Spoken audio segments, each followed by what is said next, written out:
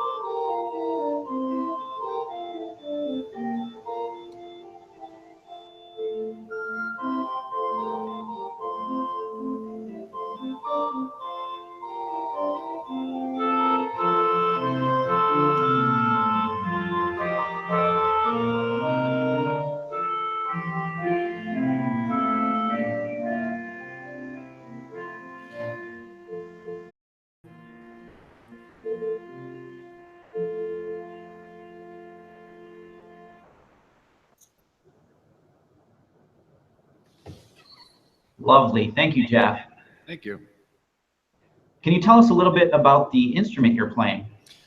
This is a 3-manual, 38-rank Cassavant here in our recital hall in our music building in Seward. It was installed in 2008, and we've been very blessed by it coming up on the 10-year anniversary of this instrument in about a year and a half. Next, we'll hear from you to play selection from an upcoming release. We have a pre-release copy here of it. Introductions, Harmonizations, Accompaniments, Interpretations, Volume 7. And it's teal. Right. So this series, I think, started in 2005. Now coming out with the 7th in it. What makes this series unique is for every piece in here has an introduction on a hymn and a harmonization.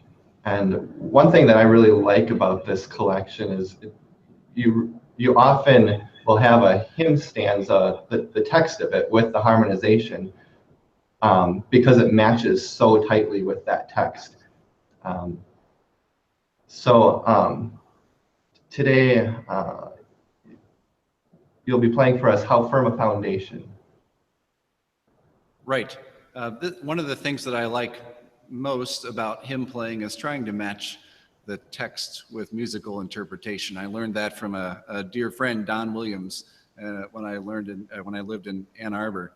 And so this is a little bit of a rustic interpretation of foundation.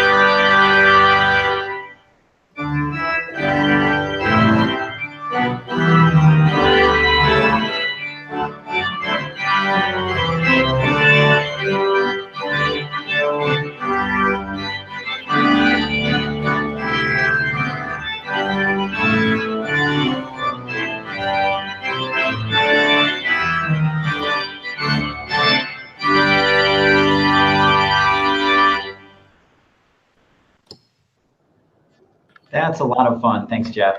Thank you. So the title of this series, Introductions, Harmonizations, Accompaniments, Interpretations, there's a lot that's encapsulated in that title. And I'm curious about your compositional process. Are these improvisations that you've done and just written down, or do you sit down and think, very methodically, I want to write something like this? How does that happen? For me, a lot of these pieces came out of improvisations that I've done playing these hymns at various services. And I may have done something and I thought, well, that came out kind of nice, and maybe I'll try writing it down. And of course, the written down version never winds up being exactly the same as the improvised version. Sometimes I can't quite remember what I've done in the past. But occasionally I'll sit down and actually try to write out a hymn harmonization if I really want to try to do one on a particular hymn, and I haven't improvised anything recently. But even in that case, I always start at the organ and just start playing a few things and trying some things and see what comes out. So in a small way, it's kind of like our customers playing from these collections are doing a little bit of a Blersch improvisation, or maybe a little bit of Blersch is there playing on Sunday with us. Perhaps, yeah, that's a good way to look at it. My students call it Blerschisms. Next up, we have a partita from a new series. This is also, we have a pre-release copy here. This set of partitas that we're about to hear, and Introductions, Harmonizations, Volume 7, those will be released on May 1st. So we're giving everyone a taste of some music that's coming. We have a set of 6 new partitas on Reformation themes, Reformation themed hymns. So 6 partitas, 6 different composers. And Jeff, you've written the partita on Thaxted, which goes with the hymn, "We praise you and acknowledge you, O God." Can you tell us a little bit about this partita? Right. This tune has been a favorite of mine and of my wife Carla's for a long time. So I was really excited when you asked me, would you do a partita on this particular piece for us for our series? Some of these movements came out of improvisations I had done, but others I had sat down and wrote specifically for this partita. It starts with I guess I'd describe the first movement as a kind of majestic march. After an initial fanfare, we have this theme that gets paired with the hymn tune, and the organ just adds stops, almost as if the march is coming nearer and closer to you as the piece progresses. The second movement can either be played as an accompaniment to the singing of the hymn, or it can be a standalone movement if you're playing it as an organ piece. The third is a trumpet tune, which I thought worked pretty well with this particular hymn tune, and I tried to capture as much as I could of Holst harmonies in that trumpet tune too, and kind of reminiscent of some of his suites for military band, I think, in the middle of that. The fourth movement is the slow movement, Reflection, that I'll play in just a moment.